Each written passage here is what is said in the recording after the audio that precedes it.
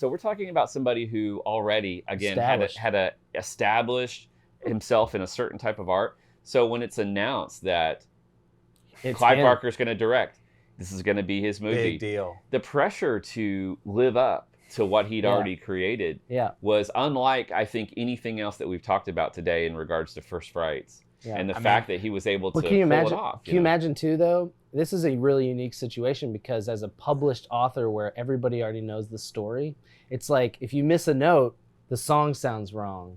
You know, just like that pressure to deliver. But at the same time, it frees him from a narrative standpoint to be like, I already know how to make this work. Everybody loves that story. That's true. All we got to do is make it. Now, it sounds easier than said than done, obviously, with all the effects work and everything that goes into it. And the music and the pacing, everything that goes into filmmaking, it's all a miracle that it even works. Yeah. But he figured it out. It's about a man who does a deal with forces of darkness in pursuit of the ultimate experience, the ultimate physical, sensual experience, and gets torn apart for his troubles. With Hellbound Heart as like the basis of the story, I remember reading that he was trying to get that to be the name of the movie too, because he had already named the story. Mm-hmm. It's called The Hellbound Heart. But the producers thought it would sound, or they thought the marketing would suffer because it sounds like a romance. And he's like, there's romance in it, you know? Yeah. And then they were coming to some middle ground and he was like, okay, how about this? Sadomasochists from beyond the grave. and they were like, doesn't quite roll off the tongue. I don't know if the ratings board will even approve that title. You know, and we'll get the X rating right out of the gate. They don't have to read a damn thing. And who was the studio that took New World Group? New World. New World. Yeah. And then Pictures. New World Pictures. Yeah.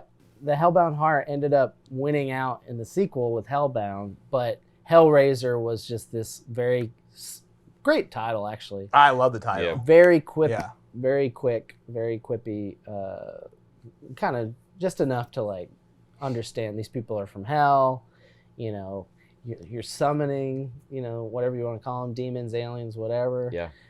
It's maybe not the hell you recognize. That's another thing. You know, it's like there's a great.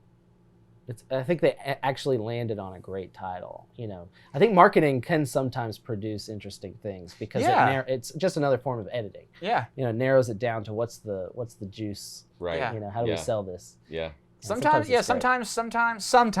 Like trailers. You know, the concept of a trailer. Sometimes studios give good notes. Sometimes. A great title, and of course that poster of Pinhead holding the box. So and everything. good. They reused multiple times the same image. Very true. Even though Pinhead's obviously only in a very small part of it. But like overall, like his screen time's less than 15 minutes. They knew what they were doing. They knew they had to compete against, you know, at that time in '87, we're talking about Dream Warriors.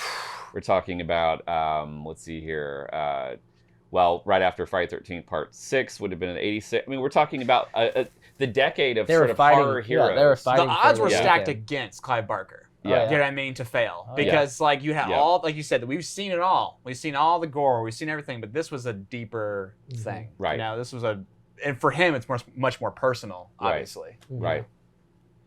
He obviously had a lot of, I mean, I don't know how much freedom he had, but it feels like he had the freedom to do a lot of what he wanted to do. Except for the budget. Yeah. I think there was a ceiling, and he probably had to cut a few things in order to fit it into that package deal that he made.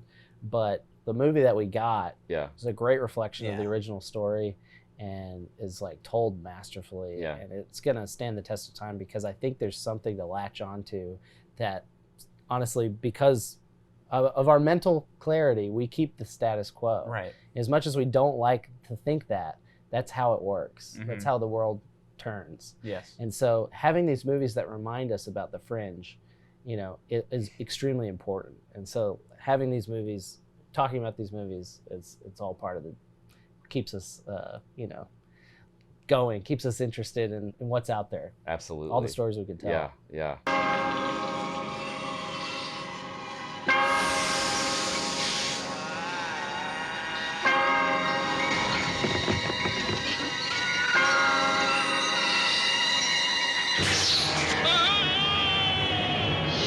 Hellraiser. Beyond any terror you have imagined. a nightmare.